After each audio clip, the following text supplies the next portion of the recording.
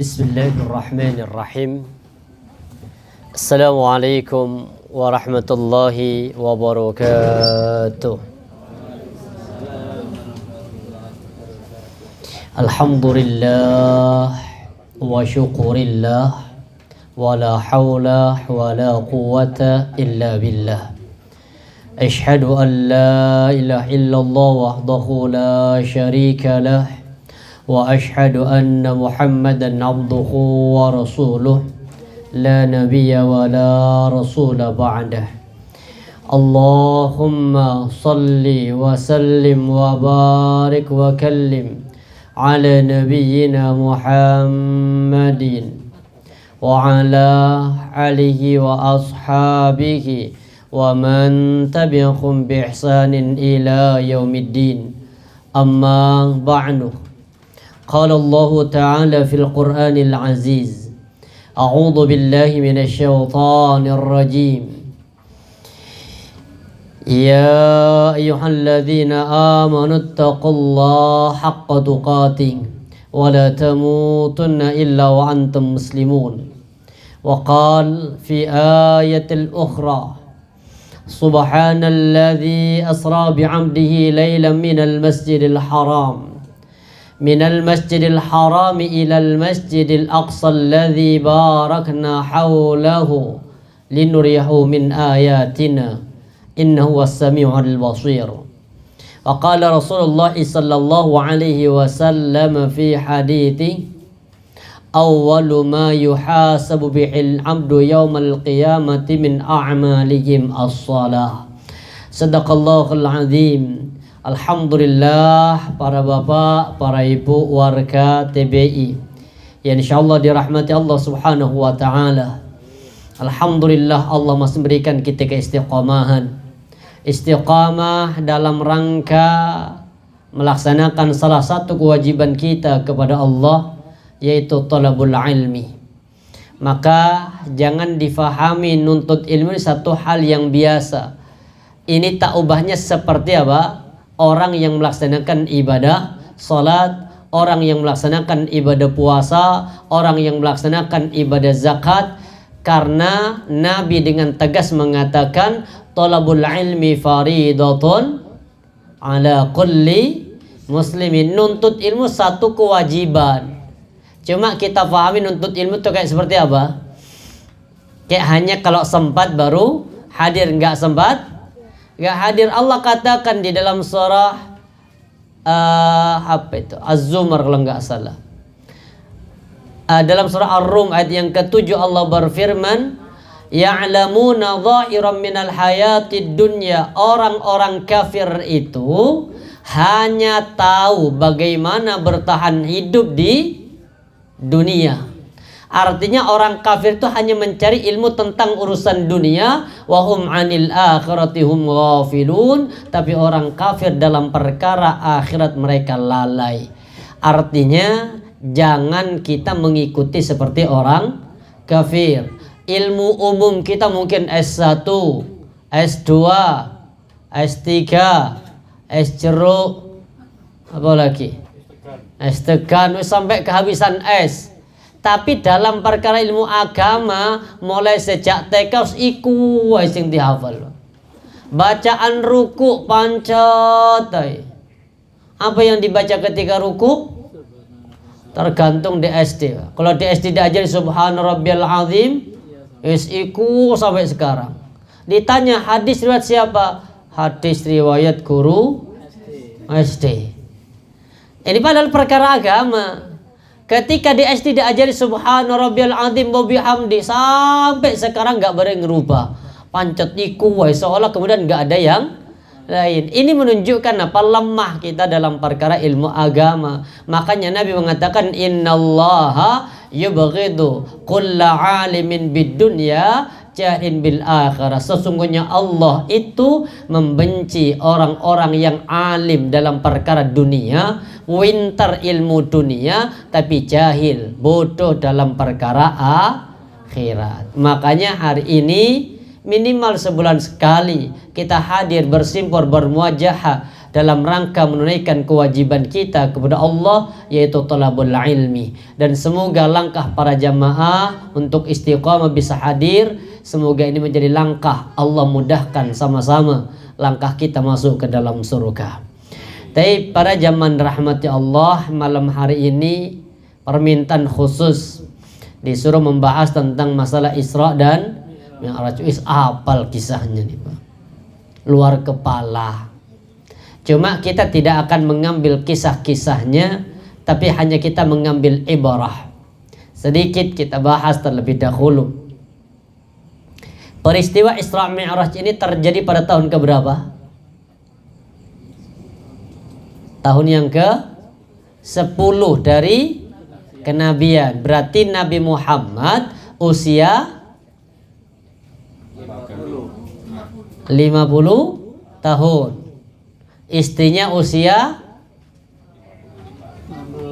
65. Ini murajaah nih, pelajaran SD masuk lali. Alasannya apa? Pas pelajaran itu gak masuk Ustaz. Baik. Kenapa ada peristiwa Isra dan Mi'raj? Apa hikmahnya? Kenapa harus ada peristiwa Isra Mi'raj, Pak? Ya. Kenapa ada peristiwa Isra dan Mi'raj? Pertama begini, Allah itu menguji Nabi Muhammad dengan diambil 3 ta dalam kehidupan beliau. Yang pertama diambil apa? 3 ta. Ta pertama apa? Kan jadi dengan biasa, harta, tahta, waria, wanita, salah saya. Benar Pak. Jadi Nabi Muhammad itu sebelum peristiwa Isra Mi'raj itu diuji oleh Allah. Ujian terberat Nabi ketika usia memasuki tahun yang ke-7 dari kenabian. Kenapa? Karena berbagai macam siksaan yang ditimpakan oleh orang kafir Quraisy kepada para kaum muslimin, terutama dari kalangan budak, gak mempan. Semakin disiksa makin kuat imannya. Semakin disiksa orang penasaran dengan Islam kok makin banyak. Akhirnya lama kelamaan banyak yang masuk Islam. Oh iki bahaya iki. Disiksa begini gak mempan. Berarti harus dengan cara lain. Apa caranya? Akhirnya Nabi Muhammad itu ditawari apa? Kalau mau Muhammad, kalau pingin kekayaan, kami akan kasih kekayaan dengan sempurna. Tapi Nabi Muhammad gak butuh itu.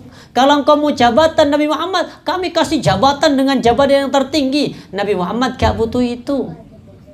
Tanya satu hal, apa yang menjadikan Rasulullah itu kemudian apa? Tetap berdakwah. Akhirnya di tahun yang ke-7 ada peristiwa namanya boikot ekonomi. Tahu boikot?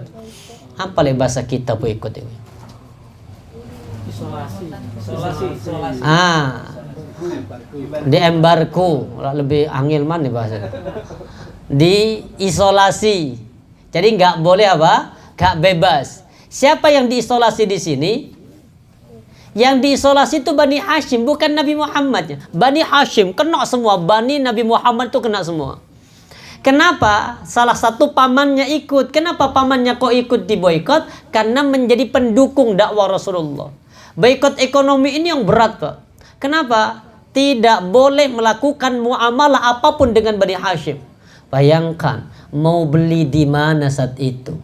Kalau ada Japri GoFood, tahu kalau Bani Hashim di cancel sama GoFoodnya itu. Apanya? Saking ini diatur Bang, aturannya jelas ya. Jadi dibikin aturan, ditulis, kemudian digantung di dalam Ka'bah. Orang Arab itu kalau sudah membuat satu perjanjian itu tidak berani melanggarnya. Itulah kemudian salah satu bentuk kekuatan orang Arab, yaitu apa? Menjaga sumpahnya. Makanya kenapa negara Arab itu kok makmur? Salah satunya karena memang berani mempertahankan apa? Sumpah yang telah disumpahkan. Kenapa di negara kita nggak makmur-makmur banget? Karena nggak ada yang ditakuti. Yang Nasrani sumpah dengan apanya? Injilnya. Yang Islam sumpah dengan Qurannya. Yang Hindu sumpah dengan apa kitab Hindu? Wedanya ya. Semua bersumpah, tapi ketika pelaksanaan kadang mereka berani melanggar sumpahnya. Diboikot Pak. Apa bentuk boikotnya? Tidak boleh melakukan muamalah dengan mereka. Tidak boleh menikahkan anak dengan Bani Hashim. Tidak boleh komunikasi dengan mereka. Bayangkan. Maka hartanya Khadijah itu habis. Kenapa? Karena ketika mau membeli harta, akhirnya harta-harta kafilah dagang yang datang ke kota Makkah, sebelum dilakukan transaksi, sudah di booking dulu. Kalau bahasa kita itu apa? Calo ya. Diberi dulu apa? Borong, habis itu kan dijual dengan harga yang lebih mahal. Makanya harta Khadijah itu habis. Sampai suatu ketika Khadijah itu nangis banget. Ketika nangis, ditanya sama Rasulullah, istriku, kenapa engkau menangis? Apa jawabannya? Kata Nabi, apakah kamu menyesal menikah dengan aku ya Khadijah? Dulu engkau menjadi orang yang terkaya. Engkau menjadi orang yang paling kaya di kota Makkah, nomor 1 bahkan sebelum kau menikah dengan aku. Tapi sekarang engkau menjadi orang yang paling miskin. Dulu engkau menjadi wanita yang terhormat, bangsawan, yang semua orang menghormatimu. Tapi ketika engkau menikah dengan aku, semua orang itu merendahkanmu, bahkan berani menghinamu. Dulu engkau menjadi wanita yang dipuji-puji karena wanita yang solihah, cantik, kaya raya. Semua orang meminangnya untuk menjadikan istri. Tapi sekarang semua orang menghinanya Khadijah. Apakah kamu nyesal Khadijah menikah dengan aku? Apa kata Khadijah? Ya Rasulullah, aku menangis ini bukan karena aku menyesal ya Rasul, tapi aku karena menangis sudah tidak ada lagi harta yang bisa aku sedekahkan untuk membela dakwahmu. Berarti ujian pertama diambil apa? Harta. Habis hartanya. Tahun yang ke-10, ini berarti berapa tahun? 3 tahun boikot ekonomi ini, di embargo ekonominya. Tahun yang ke-10 bebas. Kenapa? Karena ternyata tulisan yang dicantumkan di dalam Ka'bah setelah dibongkar, tulisan itu habis. Dimakan rayap. Hanya tinggal tulisan yang masih utuh, ada tulisan Bismikallahumma. Karena dulu setiap ada tulisan perjanjian apa, itu ditulis dengan Bismikallahumma. Ahya. Allah suruh tidur. Bismikallahumma. Ternyata kata Bismikallahumma utuh. Ini menunjukkan satu, berarti Allah menunjukkan kebesarannya. Kalimat itu sama rayap gak dimakan. Coba jenengan kalau rumahnya ada rayap, kayu-kayu itu ditulisi Bismikallahumma. Insya Allah dimakan. Kenapa? Tulisannya di luar, rayap makannya di dalam. Kok dimakan rayap? Gak ketok tulisannya. Ini nyata, Allah menunjukkan itu. Ketika dibongkar habis tulisan, tinggal itu. Akhirnya kemudian Rasulullah bahagia, senang. Kenapa? Karena Bani Hashim sudah terbebas dari embargo ekonomi. Kebahagiaan ini gak bertahan lama. Kenapa? Karena pamannya. Maka yang kedua namanya tahta diambil. Siapa tahta di sini? Tahta itu paman. Kenapa kok dikatakan tahta? Karena paman itu adalah orang yang menjadi pelindung dakwah Rasulullah SAW. Dari sini para jamaah rahmati Allah, pelajaran yang kedua, baru terbebas dari penderitaan embargo ekonomi. Ternyata yang menjadi penopang dakwah Rasulullah, menjadi pelindung dakwah Nabi, itu ternyata diwafatkan oleh Allah. Maka gantungan selama ini paman yang menjadi gantungan Nabi, itu diwafatkan oleh Allah. Makanya sampai satu ketika Nabi lagi sujud di depan Ka'bah. Ini setelah wafatnya paman. Kalau masih ada paman gak berani. Karena orang Arab dulu itu kalau mau ini apa namanya, kayak kita tinggal dalam satu lingkungan, maka harus ada apanya? Jaminan. Bapak kalau masuk ke satu kampung, apa laporan pertama? Izin ke RT. Mana Pak RT? Oh, saya belum izin nih. Jadi kalau Pak RT ngizinin, wis aman Pak Ustadz, di bawah tanggung jawab saya. Kalau saya nanti kemudian diapa-apain sama warga, maka yang bertanggung jawab Pak RT. Dulu Rasulullah begitu. Jaminan keamanan aku, kata Abu Talib, yang menjamin Muhammad itu. Makanya tidak berani orang menyiksa Nabi Muhammad. Yang disiksa itu siapa? Umat Islamnya, terutama dari kalangan Buddha, itu yang disiksa. Sedangkan fisik Nabi itu tidak langsung disiksa. Kenapa? Karena masih ada pelindung. Siapa pelindungnya? Pamannya Abu Thalib, dan itu disebut dengan tahta. Maka kemudian diwafatkan oleh Allah. Ketika diwafatkan, berarti sudah tidak ada lagi apa? Pelindung. Maka orang-orang kafir Quraisy itu sudah mulai berani untuk langsung menyiksa bentuk fisik Nabi. Salah satunya Rasulullah pernah lagi sujud di depan Ka'bah. Ketika lagi sujud, kemudian Abu Jahal dengan 7 orang kroni-kroninya itu. Apa kata Abu Jahal? Siapa yang berani mengambil kotoran unta di Bani Fulan yang baru disembelih? Berarti kalau baru disembelih, kotoran itu lengkap dengan usus. Karena dulu di zaman Nabi itu bagian jeroan itu gak dimakan. Nabi itu paling senang makan kambing, tapi yang paling jauh dari lambung. Kita itu paling nyaman yang dekat mepet dengan enak, nasi babat, nasi jeroan, itu memang enak Pak. Tapi Rasulullah menjauhi dari itu. Kenapa? Ya Allah wa'ala. Kalau kita daging kambing kan biasa itu loh. Tapi kalau sudah bagian dalam, kayak babatnya itu yang apa namanya, kayak anduknya itu loh. Oh, hore Pak. Tapi belum pernah di sini kayaknya. Nunggu akikah. Sama akikahnya. Tapi gambarannya begini Pak. Gambarannya subhanallah. Kemudian apa? Ada kata ini, ada namanya Utbah bin Rabi'ah mengatakan begini, aku sanggup kalau hanya itu. Dia bergegas ke rumahnya Bani Fulan. Diambil kotoran unta itu, nunggu Nabi Muhammad sujud. Ketika Nabi Muhammad sujud, kotoran unta ini diletakkan di punggung Rasulullah. Bayangkan, Nabi nggak bisa berdiri, tetap sujud akhirnya. Untung ada Fatimah. Bergegas Fatimah membersihkan kotoran unta, Rasulullah kemudian baru bisa duduk dalam sholat itu. Dan Nabi tidak membatalkan. Dari situ ada satu hukum, semua kotoran binatang yang halal dimakan, maka kotorannya tidak najis. Jadi kan kena kotoran ayam dipakai sholat boleh, tapi ambun nih gak enak. Secara hukum tetap sah.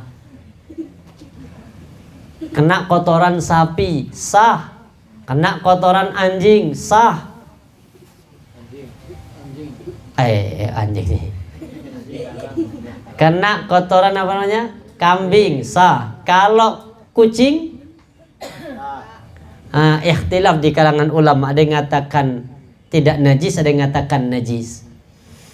Kenapa kok kucing gak najis? Ulama yang mengatakan tidak najis karena kucing itu apa? Yatufuna fil bait. Kucing itu kerjanya muter di rumah. Kan bisa jadi kucing tuh lo deket ini dikit-dikit apa?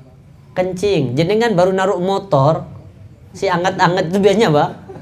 Dikencingi.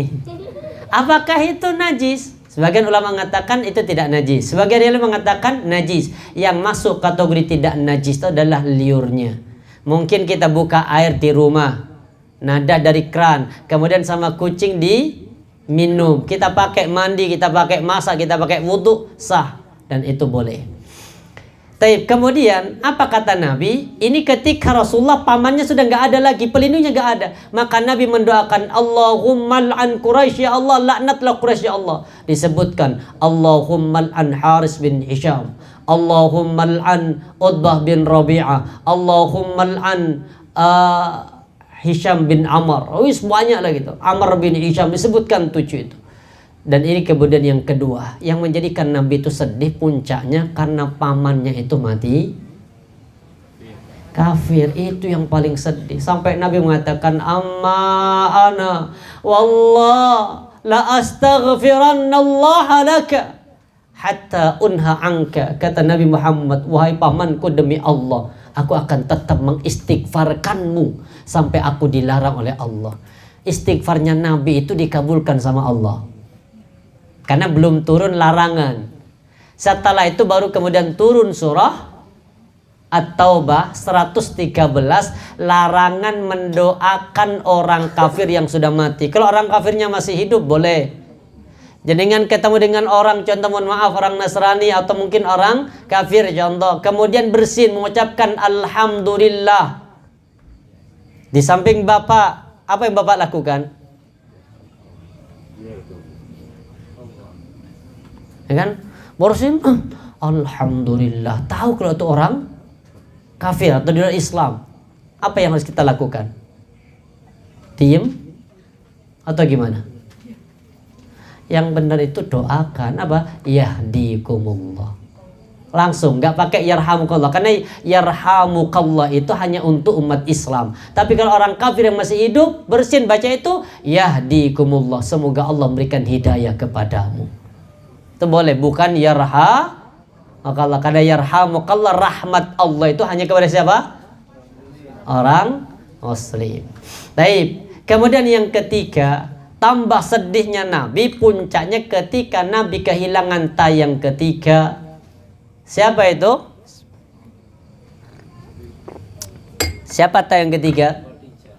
Wanita, yaitu Khadijah. Ini yang paling sedih Nabi, kehilangan Khadijah. Kenapa? Karena Khadijah itu adalah istri yang paling solihah di antara istri-istri Nabi yang lain. Apa buktinya? Ketika Aisyah itu curhat kepada Nabi, bentuknya protes, apa bahasa kita itu apa? Cemburu itu loh. Aisyah tuh cemburu. Ya Rasulullah, kok yang disebut nama Khadijah terus? Padahal itu istrimu yang wis tuwek, sudah Allah ganti dengan yang lain yang lebih grace. Ini kata Aisyah, mosok masih Khadijah yang disebut. Apa kata Nabi? Allah tidak akan pernah menggantikan yang lebih baik daripada Khadijah. Apa alasannya? Pertama kata Rasulullah, Khadijah itu adalah wanita yang mengorbankan hartanya di saat semua orang itu mengharamkan hartanya untukku.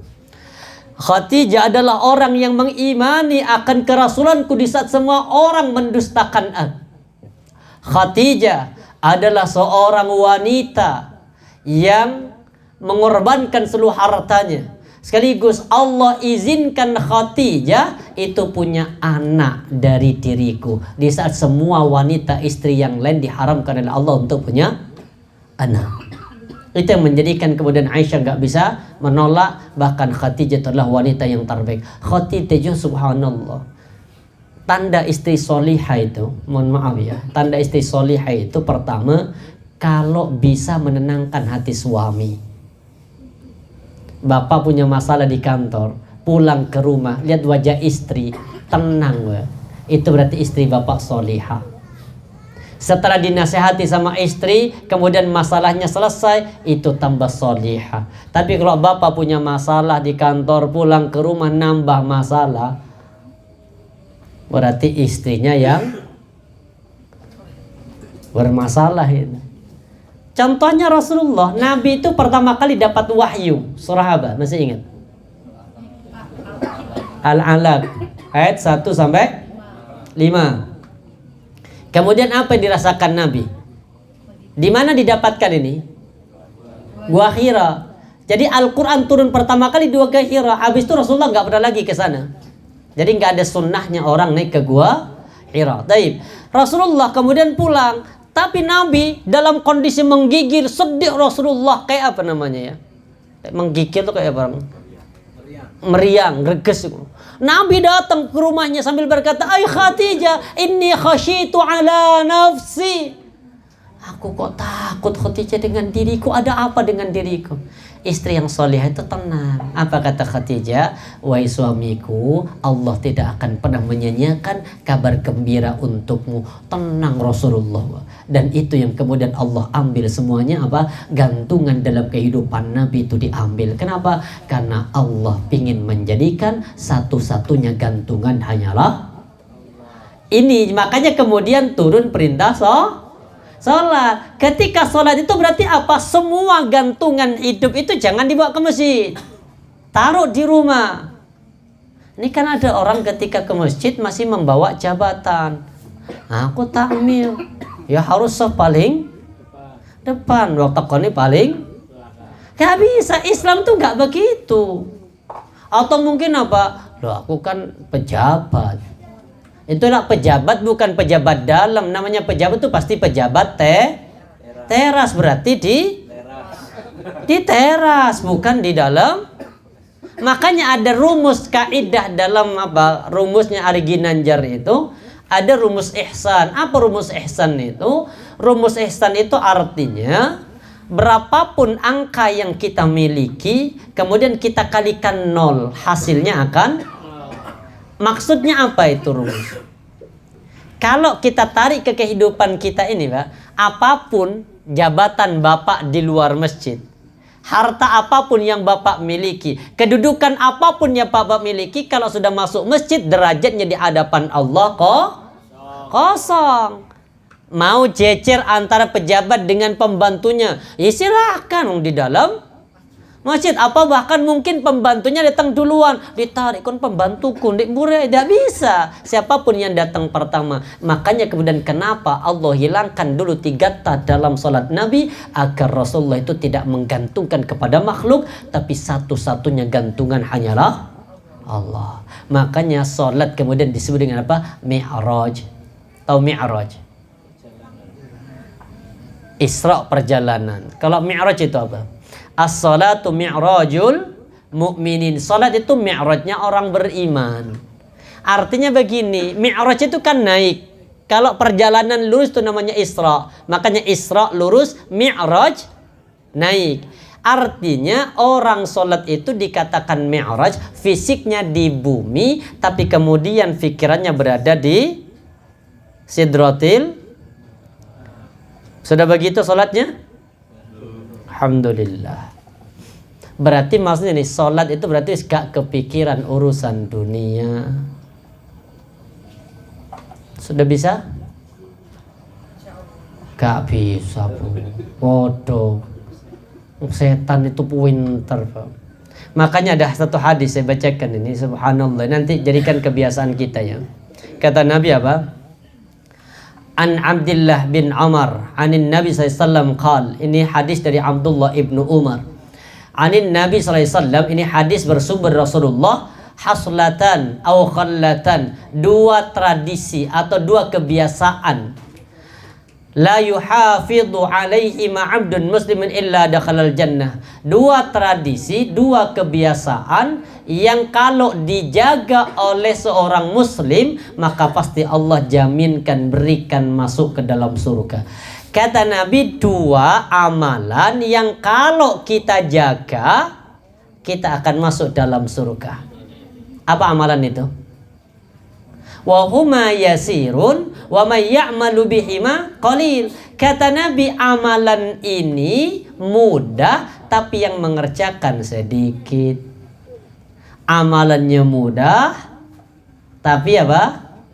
Yang mengerjakan, kenapa? Ini nanti ditanya sama sahabat terakhir. Tapi sebelum kita bahas itu, kita bahas dulu apa maksud amalan itu ya Rasulullah. Kata Nabi, pertama, yusabbihu fi duburi kulli salatin asyran. Amalan pertama yaitu biasa berzikir dalam setiap habis salat. Apa yang dibaca? Subhanallah. Berapa kali? Asyra, 10. Ini 10. Hadis ini yang 10. Hadis yang kedua 33. Baik.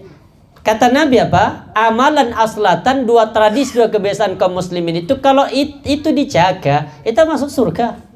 Apa itu ya Rasulullah? Pertama kata Nabi apa? Bertasbih 10 kali, bertahmid 10 kali, bertakbir 10 kali. Wahum mi'atun bil lisan, fadzalika khamsun wa mi'atun bil lisan. Maka 150 dalam sehari. Kan setiap salat berapa? 30 kali 5 berarti 150 per hari. Tapi di hadapan Allah kata Nabi, wa alfun wa khamsumi'atin fil mizan. 150 yang kita baca di hadapan Allah menjadi 1500 kebaikan ketika di timbangan. Yang benar yang mana? Yang 10 apa yang 33? Sama-sama benar, cuma lihat kondisi. Kalau Bapak ketika baca 33 dengan buru-buru, tidak ada penghayatan dalam zikir, lebih baik baca yang sedikit tapi ada penghayatan. Jangan seperti pengen sholat panjang lama tapi cepat. Seperti sholat tarawih, pengen berapa? Contoh 23 tapi pengen cepat. Ya ke Blitar. Di sana ada pondok namanya Mambaul Ulum. Itu di Blitar. Itu 23 rakaat setiap malam, itu bisa ditempuh dengan waktu 7 menit. Sampai detik ini sudah puluhan tahun. Rutin itu, Pak. Jadi kan kalau ingin melatih kekuatan otot di situ. 23 rakaat ditempuh dalam waktu 7 menit. Lihat di YouTube itu, Pak. Sampai masuk di Metro TV. Sampai diwawancarai, didawi, apa jawabannya? Kita ini derek dauh para sesepuh. Dalilnya itu. Kok bisa secepat itu? Ya, kita melanjutkan apa? Dauh sesepuh. Apakah sah? Secara hukum tetap sah. Kenapa? Karena semua gerakan sholatnya benar, tapi tidak akan diterima. Kenapa tidak diterima? Karena tidak Nah, Allah yang nilai kok di Al-Mulk ayat yang kedua. Alladzi khalaqal mauta wal hayata liyabluwakum ayyukum ahsanu amala wa huwal azizul. Coba, apa yang dinilai oleh Allah? Allah jadikan kita kehidupan, Allah jadikan kepada kita kematian. Untuk apa? Liyabluwakum, untuk Allah menguji kalian. Ayyukum ahsanu, bukan ayyukum akthar. Allah nggak butuh banyaknya, Pak. Yang Allah butuhkan apa? Kualitas, bukan Bapak sholat 5 waktu di masjid berjamaah, panjang bacaannya, itu berkualitas. Daripada kemudian pingin sholat 5 waktu di masjid tapi yang cepat, nggak kualitas itu, Pak. Makanya subhanallah, minimal itu kata Nabi, innallaha la yanzuru ila salati rajulin, Allah tidak akan pernah melihat kepada salatnya seseorang yang mana la yuqimu salbu 'inda ruku'i wa sujudi, ketika ruku' sama sujud tidak lurus punggungnya. Makanya perlu ada pelatihan gerakan salat, itu penting. Kenapa? Takut kemudian dalam gerak-gerik salat kita belum sempurna. Jadi tradisi pertama apa? Zikir setiap habis salat. Berapa kali dalam sehari? 150. Tapi di mizan, di timbangan Allah jadi berapa? 1500. Kemudian tradisi yang kedua. Apa tradisi yang kedua? Ini. Idza akhadha madja'ahu wa yahmadu 33. Bapak kalau sudah mau tidur, sudah berbaring di atas tempat tidur, ditradisikan kedua yang menjadi pembuka pintu surga. Bapak, Ibu kalau sudah berbaring di atas tempat tidur, maka ucapkan tasbih berapa kali? 33.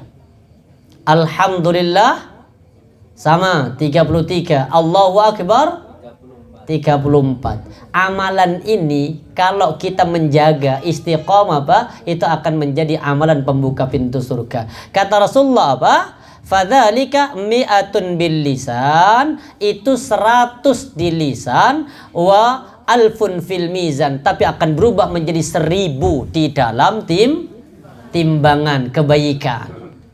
Sudah jalan ini? Habis salat jalan ya? Artinya sempat zikir habis salat? Zikir ya. Habis mau tidur? Ini saya nggak melaku iki. Oh, nggak melaku.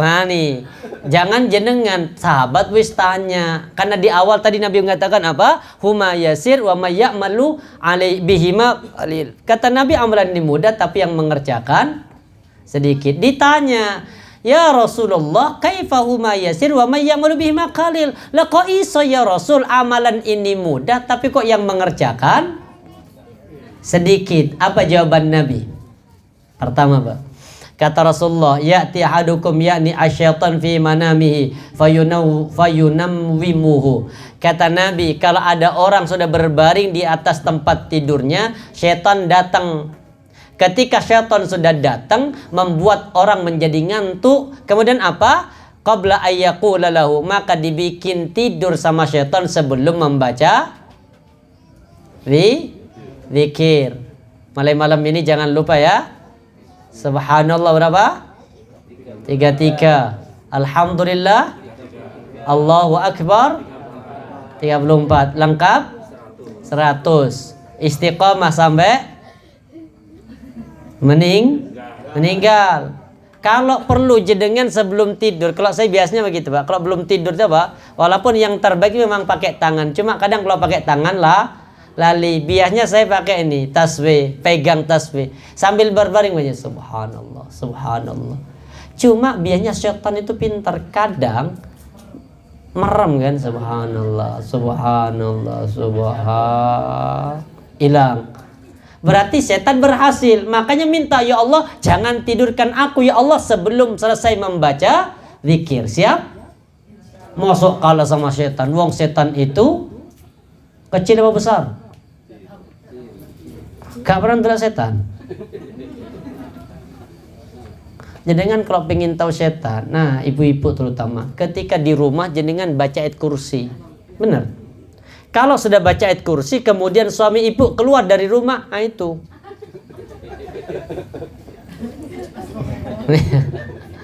Lenda, kenapa? Kata Rasulullah apa? Rumah itu fa inna syaitan yafiru minal baitil ladzi tuqra fi suratul baqarah. Karena syaitan itu akan lari dari rumah yang di dalamnya dibacakan surah Al-Baqarah. Berarti kalau ibu lagi baca ayat kursi kemudian suaminya keluar rumah, ya itu suami bukan setan ya. Para jamaah rahmati Allah, kemudian setan itu kecil, bahkan godaan setan kuat apa lemah? Kuat. Ayo, godaan setan kuat apa lemah? Kuat. Lemah Pak.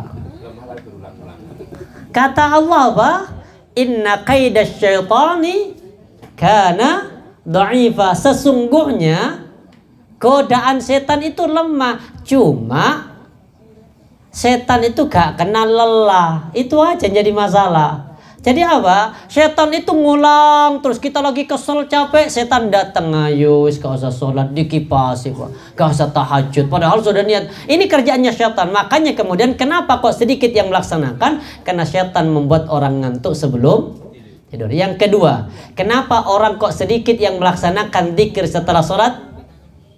Kata Nabi apa? Wa ya'ti fi sholati fayudzakiruhu hajatan qabla ayyaqulaha. Kata Nabi, kenapa banyak orang yang gak zikir habis sholat? Setan itu datang mengingatkan hajatnya dalam sholatmu. Seperti lagi apa? Sholat Allahu Akbar. Bapak kemudian apa? Sholat subuh, datang setan. Habis ini Pak, jam 6:30 berangkat, rotok cepet karena apa? Jalan agak macet. Terus diikuti nih kan? Kemudian apa? Iki sarapan di dalannya timbangane telat. Akhirnya kita assalamualaikum, assalamualaikum. Langsung apa?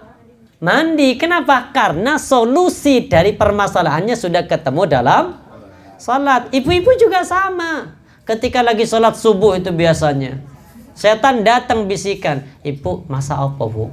Suami berangkat pagi. Ketika lagi sujud, perhatikan, jenengan sujud di rakaat pertama ketemu tuh solusi. Itu pasti. Sanais apa? Telur kecap ya wis. Sudah diikuti. Telur kecap atau telurnya gak ono iki. Kecap itu. Terus apa? Akhirnya ketika sami Allah di mana? Ya wis paling Bu anu wis buka iki tuku setengah kilo, diudek goreng. Ketika itu sudah benar, apalagi kemudian mohon maaf, hari Minggu itu agak berat Ibu. Setan datang Ibu, hari Minggu, anak-anak di rumah, suami di rumah, masa opo. Minggu wingi lu masa ayam kecap, masuk saya ke ayam kecap mana kan? Dikasih solusi. Oh sekarang berarti bikin apa? Ayam geprek. Berarti bumbunya apa ayam geprek? Akhirnya ketika assalamualaikum warahmatullah di depan rumah din tukang sayuri teko yang gak sempat ini langsung kemana? Habis itu langsung Pak ayam setengah kilo, kemudian tepung crispy, terus apa mana? Lombok. Lo kok ngerti Bu? Iya Pak, barokai sholat. Berarti ini gambarannya. Makanya sebelum semua perintah sholat itu datang, dihilangkan dulu oleh Allah apa? Gantungan. Makanya kalau kita sholat itu belajar dari Nabi apa? Perkara-perkara yang akan menjadikan kita tidak khusyuk itu tinggalkan. Makanya kalau ke masjid nggak usah bawa rokok. Ada orang kadang ke masjid ya bawa apa? Kunci taruh depan. Kemudian HP taruh di depannya. Dompet sing wis di belakang, ya ditono taruh di depannya. Kemudian rokok sebelah kiri taruh di depannya. Lagi takbir Allahu Akbar. Setan kemudian manggil. Habis iki tuku gorengan 10. Iya, Pak. Apalagi kemudian ada rokoknya apa? Gudang garam. Ini yang menjadikan kemudian sholat kita masih tidak menggantungkan hanya kepada Allah. Makanya antara orang kaya sama orang miskin itu biasanya sholatnya lebih khusyuk orang miskin. Kenapa? Karena permintaannya panjang. Habis sholat kalau orang kaya Assalamualaikum letas hilang. Kalau orang miskin subhanallah, apalagi habis sholat duha itu diangkat tangannya tinggi-tinggi. Allahumma in kana rizki fis sama, ya Allah, lek pancen rizkiku sing di langit ya Allah. Apa? Fa anzilhu, krotak turun. Wa in kana fil ardi, kalau masih di dalam bumi ya Allah, keluarkan. Makanya kemudian sama Mbah Dukun, kamu tuh nggak cocok kerja di darat. Cocoknya di mana? Di udara. Tadi betulan di udara. Baik, ini pelajaran pertama apa? Kenapa Allah perintahkan sholat sebelumnya ada peristiwa itu? Allah angkat agar sholatnya benar-benar khusyuk. Satu-satunya gantungan hanyalah Allah. Yang kedua, apa peristiwa dari Isra dan Mi'raj ini? Hikmah yang kedua, Allah itu pingin menghibur Rasulullah SAW. Kenapa kok pingin dihibur? Karena Nabi itu mengalami kesedihan. Makanya ayatnya di surah Al-Isra itu ayat yang paling menarik. Linuriyahu min ayatina. Apa tandanya? Kami, kata Allah, pingin memperlihatkan kepadamu Muhammad dari kesedihan-kesedihan itu. Kami pingin menghilangkan kesedihan itu. Dengan cara apa? Diperlihatkan tanda-tanda kebesaran Allah. Apa aja diperlihatkan kepada Nabi Muhammad? Ketika Isra Mi'raj apa diperlihatkan? Pertama, yang masih dari Masjidil Haram ke Masjidil Aqsa, yang diperlihatkan apa? Pertama, diperlihatkan Madinah. Yang kedua, diperlihatkan apa? Bukit Tursina. Yang ketiga, diperlihatkan Bethlehem. Tahu Bethlehem? Tempat lahirnya Nabi Isa. Baru kemudian Baitul Maqdis. Di Baitul Maqdis itu kemudian sudah ditunggu oleh ruh semua para nabi. Itu baru perjalanan dunia. Ketika naik sampai di Sidratil Muntaha, diperlihatkan semua ruh para nabi. Ketemu Nabi Adam, ketemu dengan Nabi Musa, ketemu Nabi Isa, ketemu Nabi Yusuf, ketemu sama Nabi Ibrahim, ketemu dengan arwah para nabi. Ketika sudah berada di Sidratil Muntaha, diperlihatkan surga. Kemudian diperlihatkan neraka. Rasulullah, makanya ayatnya masa Isra Mi'raj diawali dengan kalimat subhanalladzi, itu menunjukkan kalau kita ada peristiwa-peristiwa yang menghinakan Allah, maka kalimat yang terbaik dengan kata subhan. Tapi kalau melihat sesuatu yang menakjubkan, jangan dirubah. Kita kadang masya Allah kepada sesuatu yang rotok mangkel. Anaknya nuwakal dicewer. Apa biasanya? Masya Allah nih. Itu Masya Allah itu artinya harapan besok yang ini mana kalau.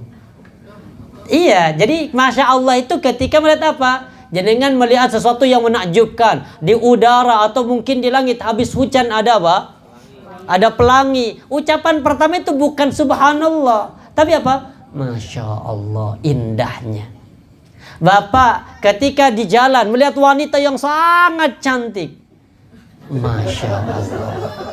Dilanjutkan apa? Rabbana ma khalaqta hadza batila. Ya Allah, Engkau tidak ciptakan ini sia-sia ya Allah. Alamat di indik.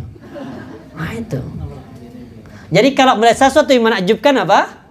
Masya. Tapi kenapa kok peristiwa Isra Mi'raj ini kok awalnya dengan bukan Masya Allah tapi Subhanalladzi. Itu menunjukkan bahwa apa? Tuduhan orang kafir terhadap Allah dituduh punya anak. Orang kafir Quraisy dulu kan menuduh punya anak. Siapa anaknya Allah? Kalau orang Nasrani dituduh Isa. Kalau orang Yahudi? Ya orang Yahudi juga punya anak Tuhan. Siapa? Walah kata Uzair ibnullah. Uzair itu anaknya Allah. Itu versi siapa? Yahudi. Maka kemudian pertanyaan ini, ya Allah, masa Allah dituduh punya anak? Diperlihatkan sama Allah bentuk semua apa?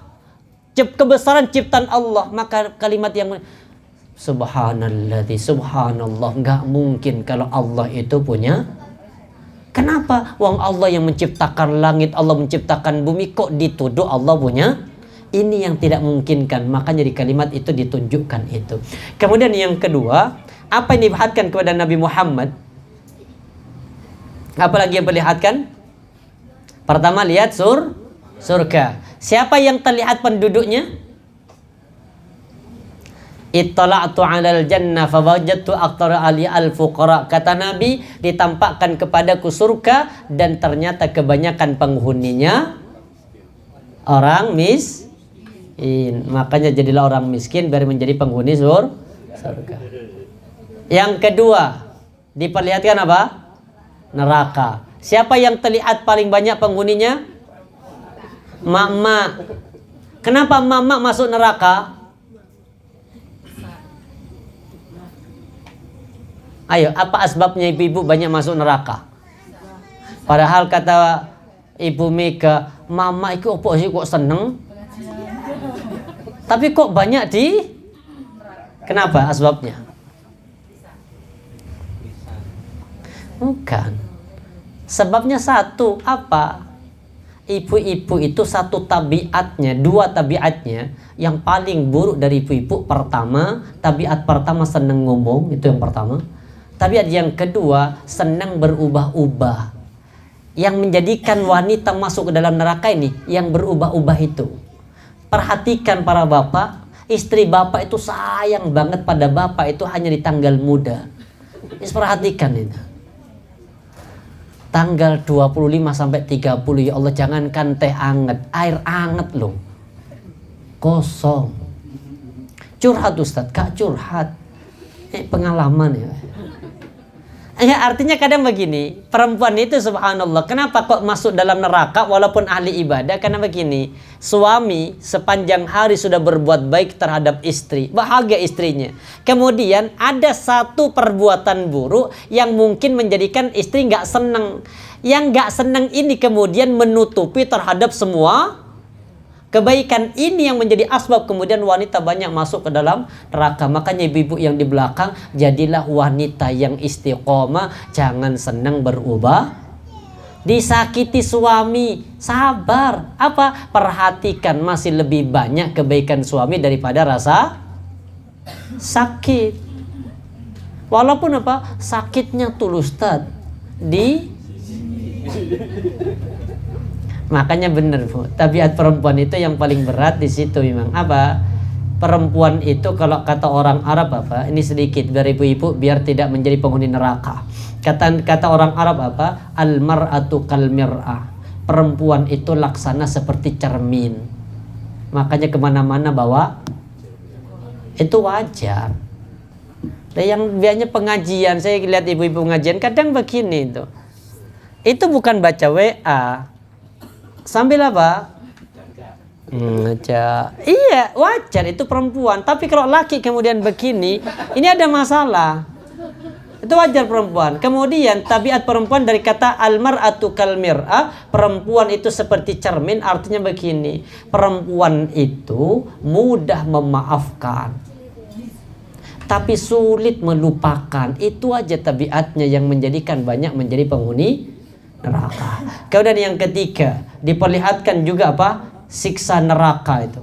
Salah satunya pemakan harta anak yatim diperlihatkan. Yang kedua pemakan harta riba.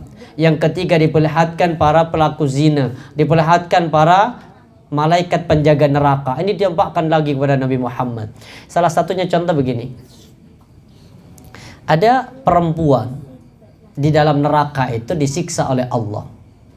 Kemudian bentuk siksanya apa? Dia pegang daging, dua daging. Tangan kanan itu daging bagus, tangan kiri daging buruk, daging busuk. Ternyata yang dimakan bukan daging bagus, tapi daging busuk. Itu apa artinya?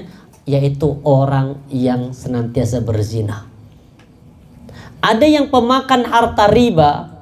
Pemakan harta riba itu nanti kata Nabi diperlihatkan sama Nabi kepada Nabi Muhammad bentuk siksaannya. Untuk apa? Ini sebagai pelajaran bagi Rasulullah dan juga bagi kita semuanya. Apa? Hindari dosa riba. Orang yang makan harta riba lambungnya nanti besar, bahkan sampai terseret ke tanah. Ini yang diperlihatkan oleh Allah. Kenapa? Allah ingin mengatur atau Allah ingin menghilangkan kesedihan Rasulullah. Maka ibrah yang paling penting dari peristiwa Isra Mi'raj ini, pertama, tingkatkan kualitas ubudiyah salat kita. Yang kedua, ketika kita salat, kita merasa senang dengan salat kita, karena salat itu namanya Mi'raj. Insyaallah siap ya? Habis salat baca apa? Zikir. Habis itu kemudian apa lagi? Mau tidur? Zikir. Siap?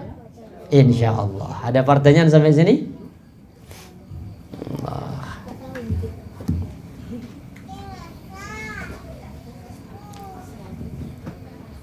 Monggo bapak-bapak, ibu-ibu, jadi ada yang ditanyakan? Oke, ada pertanyaan?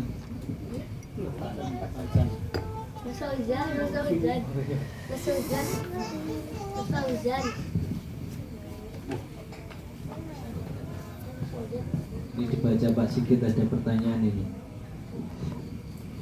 Saya bacakan. Assalamualaikum Ustaz.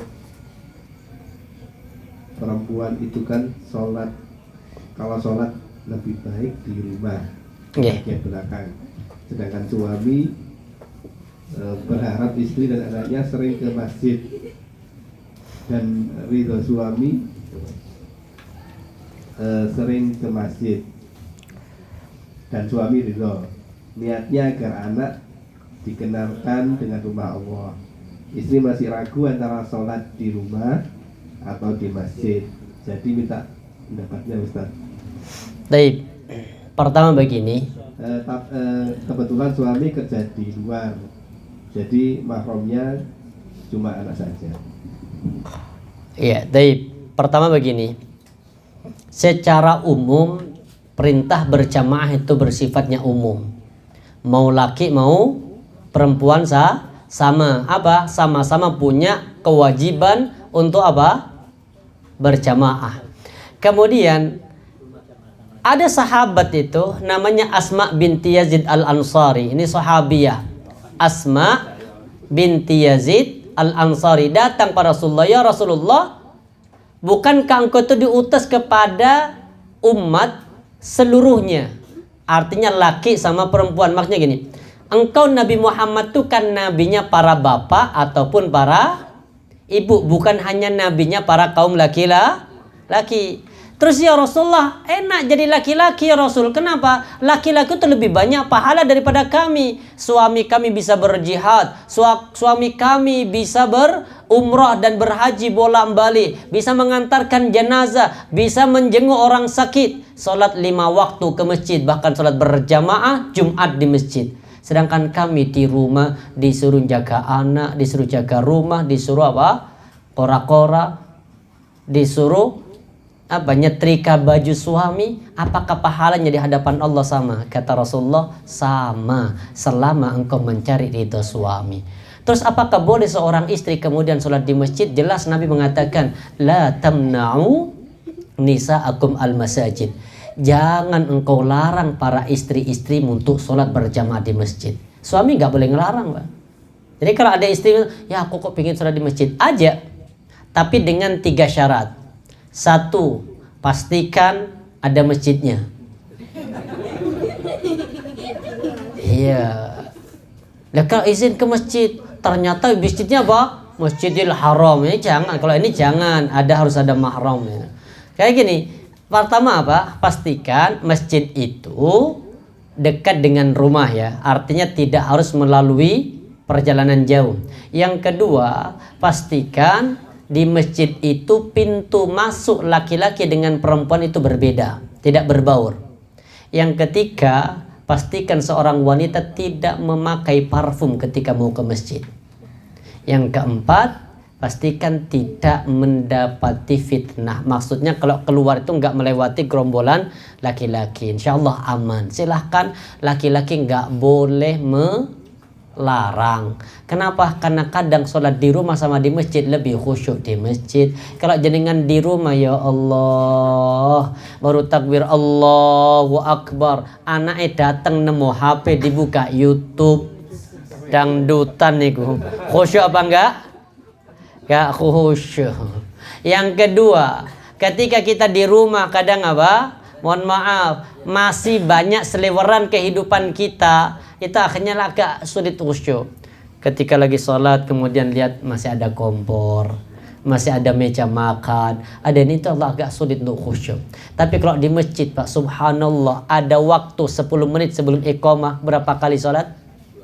2 kali, benar-benar dimanfaatkan. Di rumah langsung qomat, habis itu sholat wajib. Habis sholat wajib sempat zikir sama ba'diyah kadang, tapi kalau di masjid insya Allah dijaga. Makanya ibu-ibu silahkan sholat ke masjid, cuma pastikan ya Pak, masjidnya tidak terlalu jauh dan hindari bertemunya pintu masuk laki-laki sama perempuan, insya Allah. Yes. Ada lagi, tadi sudah terjawab dari pertanyaan ibu. Ada lagi, bapak-bapak, mas-mas, ibu lagi.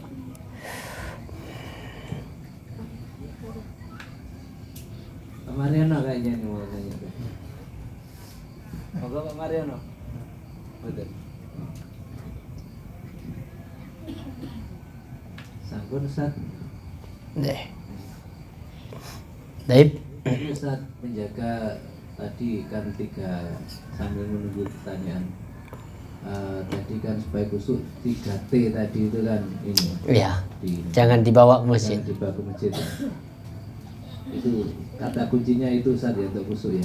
Jadi intinya ketika ke masjid itu kosongkan seperti kita apa? Rumus ihsan, ketika ke masjid yang kita jadikan patokan gantungan itu hanya Allah. Ketika berdoalah sebagaimana kita benar-benar butuh kepada Allah. Tapi kalau bawa duit, bawa ini ke masjid, artinya masih dibawa dalam sholat. Itu kadang ketika doa pun kurang khusyuk. Kenapa? Ketika berdoa, ya Allah berikan kami rizki, gak dikasih ya kak popo, di rumah masih ada. Beda dengan orang yang gak punya apa-apa. Seperti mohon maaf, contoh tukang beca atau gojek berangkat sebelum subuh mau berangkat, ya Allah semoga hari ini ya Allah dilancarkan banyak penumpang. Itu khusyuk Pak, daripada yang sudah jelas ya, gaji sudah aman, insya Allah ya Allah hari ini saya mau berangkat kerja, mudahkan lancarkan perjalanan, selesai. Makanya anggap ketika kita masuk ke masjid itu apa? 0, kosong, benar-benar butuh. Insya Allah seperti itu sebagai syarat tanda kalau kita ingin khusyuk. Subhanakallah bihamdika, asyhadu an la ilaha illa anta, astaghfiruka wa atubu ilaik. Assalamualaikum warahmatullahi wabarakatuh.